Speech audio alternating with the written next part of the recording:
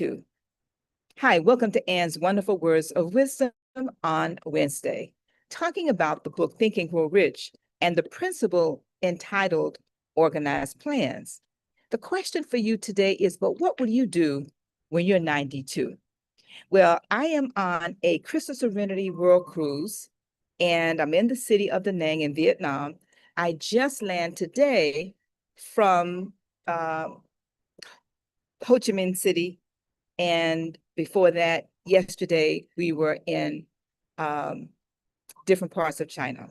My point is this: in order to go to the Forbidden City and all to walk the Great Wall, I had to have good health. Good health. Why good health? And what does that have to do with organized planning? Well, Napoleon Hill tells us that as a part of your desire principle, what is it that you want? And oftentimes I talk about money. We desire to have the money, but what's the money for? And this 5-month cruise, last year was 6-month cruise. The year before that, Beatrice Lewis-Saint and I went on a 3-week tour of Asia, and we did a lot of walking every single day, 7 days a week, literally. And on this cruise, every other day, we're doing a lot of walking. And there are individuals who cannot enjoy this vacation because they're not in good health. Well, I want to go back to when I first started reading this book in 1979 and then 1980 and began to form my first mastermind group. We only set goals for the area of our lives that dealt with money. And money was driving everything. But as we aged, we began to realize, wait a minute now, do we have long-term care? We need organized plans to have long-term care. But do we have disability insurance? This is all before the age of 50. Well, before the age of 40, I had the wonderful experience to have an appointment with a lady. Her name, her name was Mrs. Range, and she was first Black female to be placed in a political position in my county. I had an appointment with her, and she was going through her book, her schedule book, to see when she could pencil me in. 6 months in the future, I could not get on her calendar from 7 to 7 until 6 months in the future. In the meantime, while she's going through her calendar, she realizes that her next board meeting is on her birthday. And she turns to the staff. We were at a commission meeting. She turns to the staff and she says, by the way, I will not be here next month. This meeting is on my 92nd birthday. I'm standing in front of her. I'm not 50 yet. And I'm thinking to myself, 92, and I cannot get on her calendar for months. And she is active at 92. At 92. Let me say it again, at 92. I'm not 50 yet. I'm in my 40s when this happens. And I'm in this book, Think and Grow Rich, and I'm in these principles since 1979. And we're masterminding about the money. But then the following day, I'm in the bank line in the neighborhood in Liberty City. And it's the first of the month. And I'm at the door of the bank line, at the back of the line. And I keep walking up to get to the front. And all of a sudden, I see the same lady, Miss Range, in the bank line. And I'm thinking to myself, at 92, why are you in this bank line? And then I said to myself, why am I in this bank line? What's my point?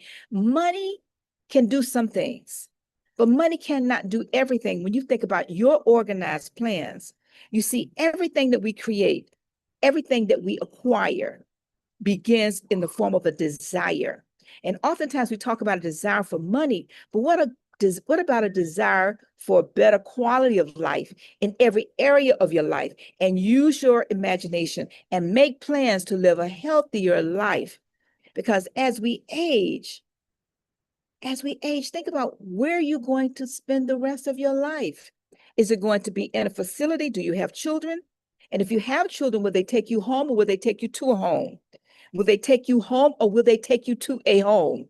One more time. Will they take you home with them, or will they take you to a home based upon your investments in them over the time? You see, health is our wealth. And as we talk about this principle of organized planning, Napoleon Hill tells us that one of the best ways to vet your plans is to have a mastermind group of accountability. You must ally yourself with individuals who you're going to hold them accountable, and they're going to hold you accountable for your goals. But before you start with this group, you must look at the advantages. What are the benefits, not just to you, but also to them? And I really want to challenge all of us. Think about your health goals as a part of your organized plans that you're going to make, because you need money in order to have good medical care. You need money to do those things that require healthy eating, the vitamins. Maybe it's yoga, maybe it's exercise, maybe it's a gym, maybe it's a private trainer. And I just wanted to take a different twist today as I share with you my aunt's wonderful words of wisdom, because today, coming back from this trip for a week on land and being with individuals who are in their 80s, I was the youngest person on the tour for a week, and I'm in my 70s. And I'm looking at them, many can't get around.